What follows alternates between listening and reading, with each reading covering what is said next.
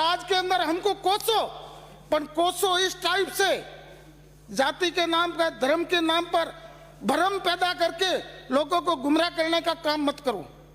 Bharatiya Janata party का अपने क्षेत्र की समस्याओं के बारे में कर दो अब आप थोड़ा बहुत। 2 मिनट बोल लेता हूं, 2 मिनट। समस्या गहलोत साहब ने कोई रखी नहीं है और आगे जाकर हम साहब से और मांग लेंगे, समस्या की कोई दिक्कत नहीं है। मेरा निवेदन ये है, आएंगे नहीं आएंगे अभी तो आए हुए हैं, वो समय बताएगा कि आप कौन सी बातें कर रहे हो। और 26 जनवरी 1950 को जब संविधान सभा के अंदर पेश करने के लिए गए और वहां से वापस आ रहे थे, उस समय कुछ लोग खुशी बांट रहे थे और कुछ लोग आंसू बहा रहे थे। वो कौन थे? मंच ऑफ थॉट्स के अंदर जी ने लिखा है कि हम प्रजातंत्र का संविधान लागू नहीं करना चाहते, हम मनुस्मृति का संविधान लागू करना चाहते। वो कौन थे? आज जो महापुरुष जिन्होंने अपनी पूरी जिंदगी के अंदर इस देश को आजाद करने के लिए, इस देश के लिए, उनके पास क्या कमी थी? उनके पास क्या कमी थी जो ये कुर्सी हासिल करने के लिए उन्होंने संघर्ष नहीं किया? उन्हें भारत को आजाद करने के लिए संघर्ष किया। आज जो भारत जिस वट वृक्ष के नीचे खड़ा है उसका आधारशिला रखना है, उसको तैयार करने की जो आधारशिला रखी उन महापुरुषों ने रखी थी, उस कारण से उनका नाम लिया जाता है। इसलिए नहीं लिया जाता है कि हम एक दूसरे की चमचागिरी करते हैं, हम बड़े बड़े झूठे झूठे भाषण देते हैं, हम भ्रम पैदा करते हैं, हम जाति के नाम पर, धर्म के नाम पर, राम के नाम पर बड़ी बड़ी बातें करके कुर्सी हासिल करके बैठ जाए। हर बात के अंदर राजनीति के अंदर राजनीतिक विचारधारा की लड़ाई है।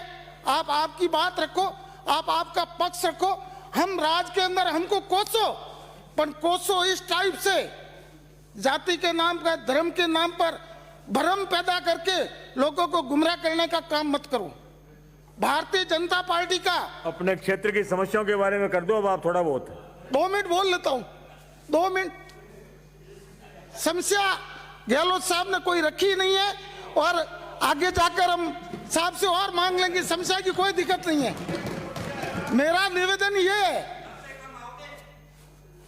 आएंगे नहीं आएंगे अभी तो आए हुए हैं, वो समय बताएगा कि आप कौन सी बातें कर रहे हो। दूसरे वक्ता का नाम पुकारना पड़ेगा। इधर से देखो, इधर से देखो। माननीय सदस्य, दूसरे वक्ता का नाम पुकारना पड़ेगा मुझे। अपने क्षेत्र की समस्याओं के बारे में बता दीजिए। साहब आप मना करो, मैं बैठ जाऊंगा, मेरे कोई नहीं है। तो मेरा निवेदन है मंत्री महोदय से कि जो शानदार आपने स्कूलें खोली है, इस स्कूलों के अंदर नयापन लाओ। आज बेरोजगारी की समस्या बढ़ रही है, कई युवा साथी उच्च शिक्षा प्राप्त कर बेरोजगार बन गए। तो ऐसी एक नई नीति लाओ जिससे सरकारी नौकरियों के साथ प्राइवेट नौकरी भी बढ़े, प्राइवेट धंधा भी बढ़े, अपना रोजी रोटी के लिए नयापन हो, उसके लिए कुछ नयापन करो। दूसरा मेरा निवेदन है, गोलकर के बारे में 2 ही लोगों को ज्ञान है, या तो धारीवाल जी को है या इनको है। दूसरा मेरा निवेदन है कि जो पहले जितनी भी सीनियर सेकेंडरी स्कूलें हुई है उसके अंदर ज्यादातर स्कूलों के अंदर साइंस फैकल्टी है, दूसरा सब्जेक्ट नहीं है। तो माननीय मंत्री महोदय से मेरा निवेदन है कि उसके अंदर आर्ट्स की व्यवस्था करें। और जो इंग्लिश स्कूलें खुली है, बहुत शानदार काम हुआ है। और स्कूलों के अंदर बच्चों की तादाद इतनी बढ़ रही है, हर आदमी ये चाहता है कि मेरा बेटा इंग्लिश में पढ़े। तो मेरा निवेदन है कि उसके इंग्लिश स्कूल खोल दी, अच्छी बात है, परंतु नजदीक कोई 5वीं स्कूल नहीं है तो उस जगह पर नई प्राइमरी स्कूल खोली जाए। और तो मेरा निवेदन, सीमावर्ती क्षेत्र है, दूर दराज का क्षेत्र है, वहाँ स्कूलों के लेक्चररों की कमी है, वरिष्ठ अध्यापकों की कमी है। तो उनके लिए जब भर्ती हो रही है उस समय एक आप काउंसलिंग के आधार पर उनसे विकल्प भरा जाता है, दूर दराज कोई नहीं जाना चाहता है।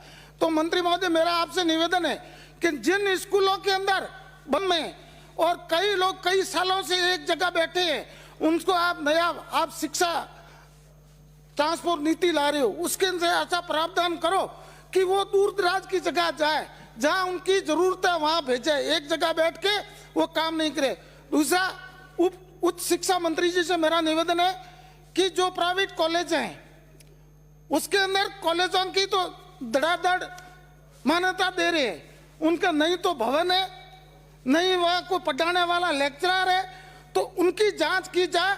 और बच्चों के साथ जो सौतेला व्यवहार करते हैं, जो स्कूल में बच्चे उनको कोई बैठने की जगह है नहीं, उनके तो सिर्फ पैसे कमाने की एक स्कीम है, और बच्चों को कहते हैं कि आप डोनेशन दो, स्कूल नहीं आना तो डोनेशन दो। ऐसे जो कॉलेज हैं उनकी मान्यता समाप्त की जाए और उनके साथ खिलाफ कार्रवाई की जाए।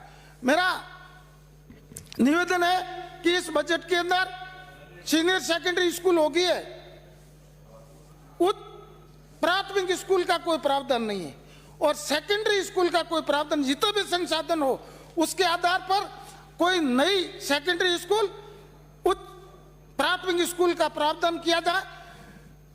जो स्कूल है प्राथमिक है, नजदीक 3 किलोमीटर 4 किलोमीटर कोई उच्च प्राथमिक स्कूल नहीं है, तो अभी आपने भर्तियां बहुत हो रही है, 62,000 नए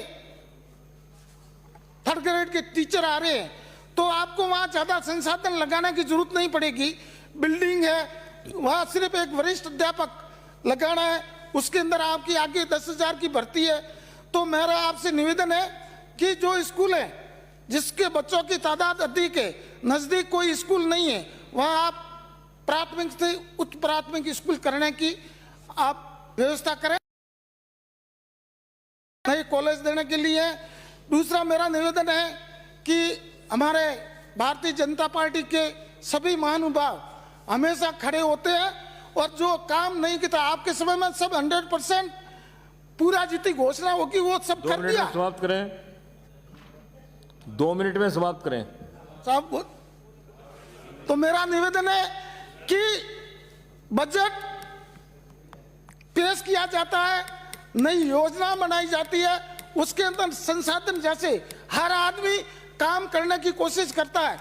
माननीय गहलोत साहब ने और हमारी कांग्रेस सरकार ने आम आदमी, गरीब आदमी, मजदूर आदमी को मजबूती देने के लिए जो काम किया है वो कोई कर नहीं सकता। उन्होंने किसानों को सबल देने के लिए काम किया।